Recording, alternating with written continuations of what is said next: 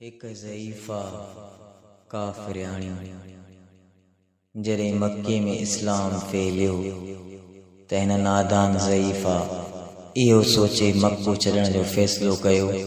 जे मक्के में रहयसि त पंहिंजो दीन छॾणो पवंदो। ही पंहिंजो सामानी सफ़र खणी जीअं जो गुज़री त अल्लाह जा नबी हज़रत मोहम्मद मुस्तफ़ा वाट ते खेनि मिलिया ऐं उन ज़ईफ़ा खां पाण पुछनि था, ओ छॾियो छो थी वञे अॼु माई मको छॾियो छो थी वञे अॼु माई मको कहिड़ो कारण थई सल सूरत को छॾियो छो थी वञे कुछ तो खावंडे विचार वठा कुछ तो खा पुछी इसरार वठा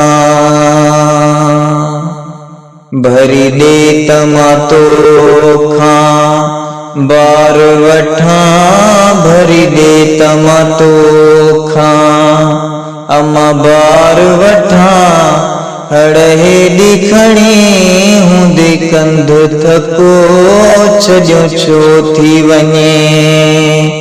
अॼु माई मको छॾियो छो थी वञे चयो पूड़ीअ पैदा थियो नबी तबलीग करे तंग क्यों नबी चयो पूड़ीअ पैदा थियो नबी तबलीग करे तंग क्यों नबी अची बुतन जे पोयां पियो नबी अची बुतन जे पोयां पियो नबी पंहिंजो लात मना तसां प्यार पको छॾियो छो थी वञे अॼु माई मको कहिड़ो कारण थई सल सूरत को छॾियो छो थी वञे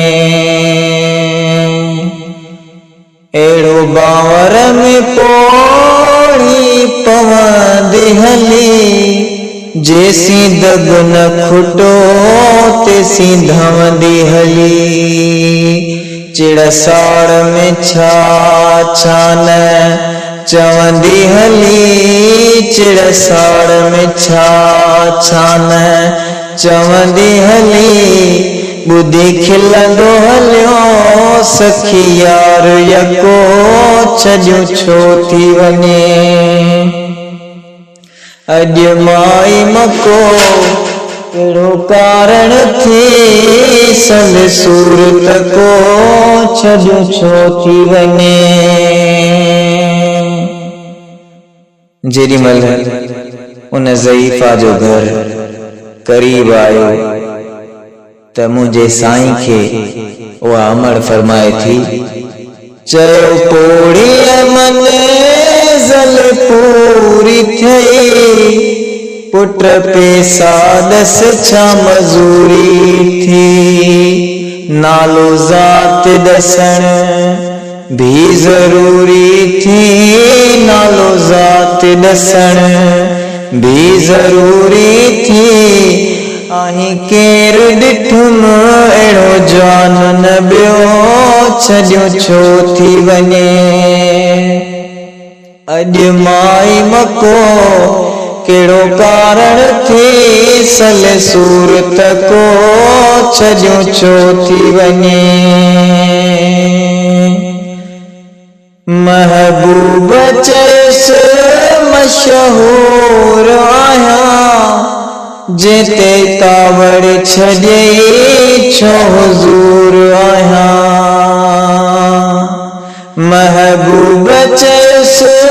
मशहूर आहियां जेते कावड़ छॾे सो हुज़ूर आहियां अहिड़ी नियत जो मां मज़ूर आहियां, अहिड़ी नियत जो अम्मा मां मज़ूर आहियां। बदिले नेकीअ जे वठां कीन टको छॾियो छो थी वञे, अॼु माई मको छॾियो छो थी वञे, अॼु माई मको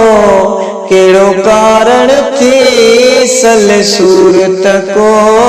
छॾियो छो थी वञे।